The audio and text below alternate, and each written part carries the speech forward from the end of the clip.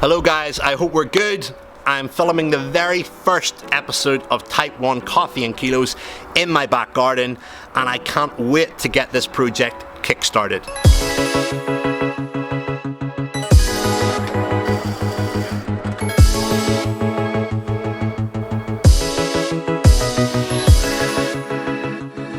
I'm going to be sharing with you some awesome content over the next couple of months. I'm going to be bringing this camera everywhere with me on a day-to-day basis, and I'm going to be summarizing that footage every 14 days, and I'm going to be putting out a video blog. We're going to cover various different elements. What are they? Well, first of all, many of you may know me as a fitness educator, as a personal trainer, and as a coach. I'm going to be sharing with you some of my insights and some evidence-based knowledge on nutrition, training, recovery management in relation to building a better looking, better performing body. So I'm going to bring the camera with me to my seminars. I'm going to bring the camera and do talks on nutrition, training, and give you various different knowledge bombs and gems on a day-to-day basis. I'm also going to be showing you an insight into my life with type 1 diabetes.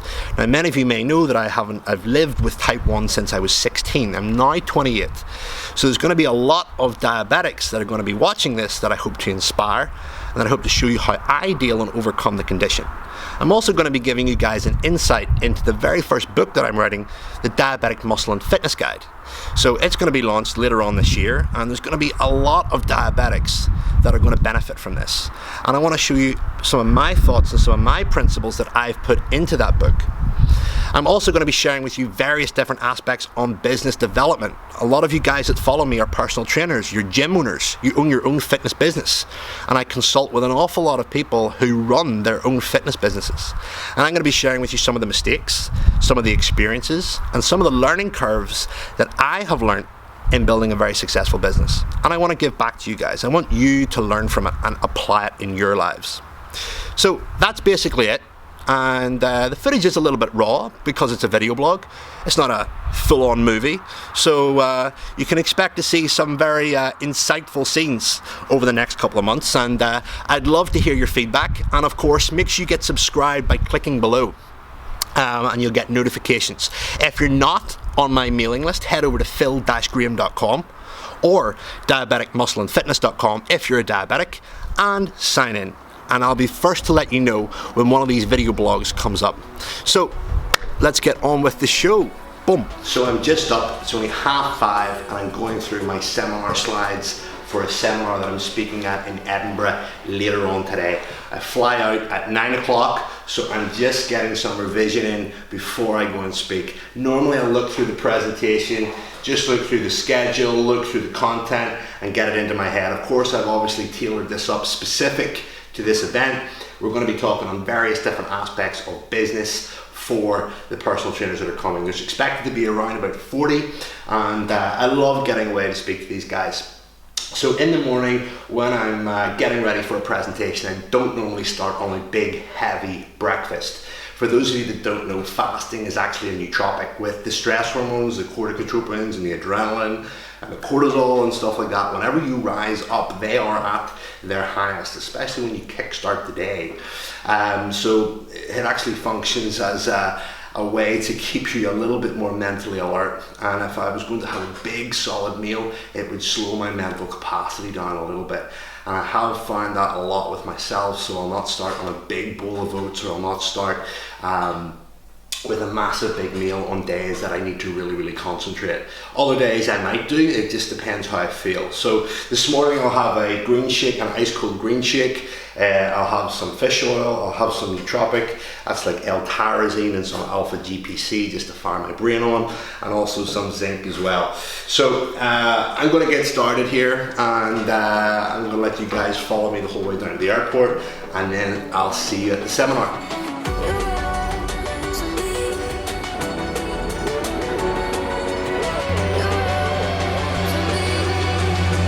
So the flight is in and around about 60 minutes long. I use it dead time to get emails done, to listen to podcasts, to learn. A lot of you guys don't make productive use of your time. And dead time like this is a prime opportunity to get stuff done. See you on the other side.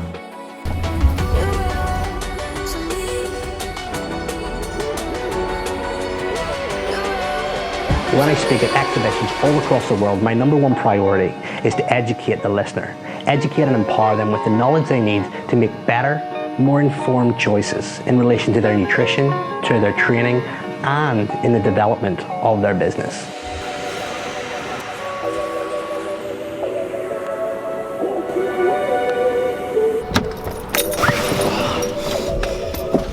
Another day done and dusted at the office.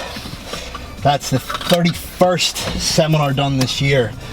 And bearing in mind we're only halfway there, we're in June. We're in Dublin next week. Looking forward to it. So, another fantastic day. Guys, when you're building a business, you have to build it brick by brick. It's all about building momentum with small achievements day in, day out. It doesn't matter how small they are, whether that's a small sale every day, right through to a new relationship, a new network that's opened up, a new opportunity. You've got to ask yourself, are the things that I'm doing in line with my end goal? So, a matter of finding out what that end goal is will relate to something that helps people, something that you enjoy, and something that gives you a sense of belonging. That's all a part of intrinsic motivation. So today, I got to help just over 40 personal trainers help improve the quality of their businesses, improve the quality of their lives, and help them improve the quality of many other people's lives. So it's been super exciting and super interesting getting to network with various different people in Edinburgh today, getting to hear about their stories, their mistakes, and all the things that go through their minds in building a better business and helping more people. So I'm going to wrap up tonight, head home, get some food, and hit the sack because I am exhausted. Talk soon. So guys, it's early morning, Saturday, and I'm going to train today. I'm going to train back, and I'm going to train some core along with it. Might do a little bit of biceps if I feel like it. I'm going to give you a quick insight into how I make the perfect cup of coffee, and I do this every single morning. Sometimes I'll switch tactics, but this is the main one that I use, and you guys can take some tips from it. I'm also going to give you a rundown of my breakfast, and again, I'm going to be training in about an hour and a half, so I don't want a massive big heavy meal. I'll go for something very light, very simple, some light toast and some scrambled eggs. We'll use free range eggs, and we'll also use some Ezekiel bread. So it'll go down very nicely. Watch and enjoy. So first things first, we're going to use an Italian coffee. I'll use various different types of coffee depending on which specialist coffee shops I go to. I normally go to Established in Belfast or Town Square, and they have a wide variety of different coffee beans for different techniques, and I'm going to use a cafetiere. So this gives a filter coffee. So I'm just going to give you guys a little insight into how I brew this up. Coffee, as many of you may not know, actually contains some more antioxidants than certain pieces of fruit. So it's actually quite a very nutritious food in terms of its antioxidant profile. It's also quite rich in caffeine as well. The caffeine found in coffee is not as powerful as the caffeine found in the likes of sports supplements like pre-workout, which is caffeine anhydrous. That's a pharmaceutical form. So what I'm looking to do here is I'm looking to weigh out 14 grams of coffee per 200 mils of water. So I'm going to have 2 cups. So I'll center my scales, put my cafetiere on. Now sometimes you can pre-warm the cafetiere with water and stuff, but let's go for 14 grams of this stuff, or sorry, 28, because I'm going to have 2. So I'm feeling a little bit greedy this morning. So there we go, there's 28 grams. Okay. Right, now what I'm going to do is I'm going to top this up with water. Okay, so I actually have one of these Quirk taps, guys. I highly recommend it. You get these, just let you see the name of it here. They're absolutely fantastic, and you can get them in any sort of hardware store or kitchen store. They need to be fitted by a plumber, but what they basically do is they put out straight boiling water, or you can adjust the temperature. So I've adjusted this perfectly for the coffee that I want. And I'm looking to put in around about 200 mils of water to accommodate what I've got in here. So let's just check. That should be 228 or 428. Gone a little bit over that.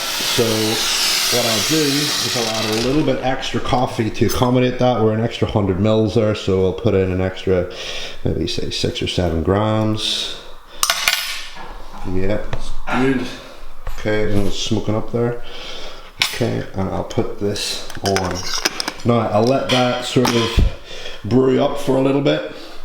And I'll also add in like maybe 1 or 2 tabs of sweetener as well, just depending on the type of coffee. Sometimes I like a little bit. I'll let that brew for a bit, and I'll pre-warm the cups. But that's how I make the perfect cup of filter coffee. So I'm going to enjoy this now.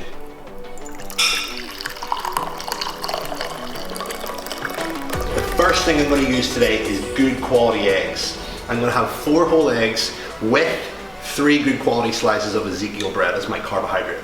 Now, on the subject of eggs, when you're driving down a country road, you will quite often come across a sign saying free range eggs for sale. These eggs are quite possibly the most tastiest and the most nutritious eggs you will come across. Much, much, much better than anything you will get in a supermarket. Just look at the colour of the yolks and you'll see a massive difference. Sometimes I will buy eggs from the supermarket and I'm going to crack them open and I'm going to scramble them. So I haven't added any fat to the actual pan because I am restricting my calories a little bit at the moment, and this is one of the quickest ways to get calories up, believe it or not. When you're using the likes of coconut oil or olive oil or something to cook with, you'll find that it can really drive your calorie consumption up without even noticing it, okay, because it's a low volume food but it packs a lot of calories. Now, the whole cholesterol thing, in the USA, the recent dietary guidelines that were just published a few months back have now confirmed that cholesterol is no longer a nutrient of concern. And when it comes to heart disease, there are much more factors than cholesterol. You've got trans fats, you've got sugars, you've got stress, you've got oxidation, you've got a whole mix of things, including calorific surpluses, so obesity. This is very quick and very light on my system. Now, I could have something like oats right before I train, but to be honest, oats are going to be a little bit too heavy on my stomach if I'm training within an hour and a half of eating this. And this only takes me around about 3 or 4 minutes to make. So guys, there's no excuses, and I'm going to catch you guys in the gym. I love a little bit of ketchup on the top of my scrambled eggs. Guys, you're not going to gain fat with ketchup. If you do, I will shake your hand, because you're going to need to consume an awful lot of this stuff to put yourself in a calorific surplus. And also as well, a little fact about processed tomatoes. Processed tomatoes are higher in a compound called lycopene, which acts as an anti-carcinogenic. So let's get these bad boys dressed up with a little bit of sauce and get them eaten.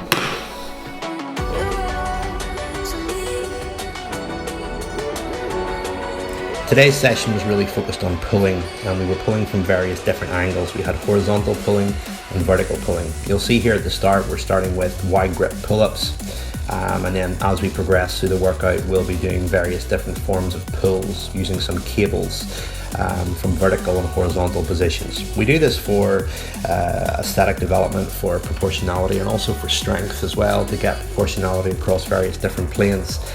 We left out deadlifts in this workout quite simply because I deadlifted 3 days ago and my lower back was still a little bit fried up, so I didn't really want any crossover with any of the movements. I'm a massive fan of doing conditioning work on top of my weight training. I think a strong cardiovascular system is an absolute must for anyone who wants to perform at a high rate and feel great on a day-to-day basis.